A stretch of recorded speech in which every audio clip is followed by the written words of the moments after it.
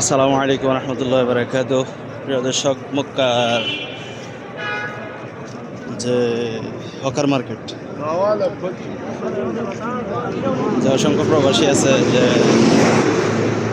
মক্কারে গালিগালাজ করে, যে মানুষের 2-4 টাকা ইনকাম করবে সেই সুযোগটুকু দেয় না। কিভাবে দিবে দেখেন, এটা কিন্তু রোড অলরেডি, আর রোডের মাঝখানে চলে আসছে যে হকাররা। দেখেন,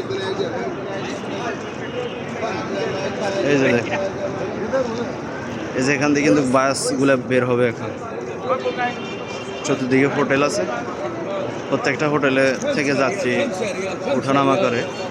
দেখুন তাদের কারণে কি জ্যাম বেজে গেছে। তো এগুলো যখন ধরা হয় তখন মক্কার পুলিশগুলো ভালো না,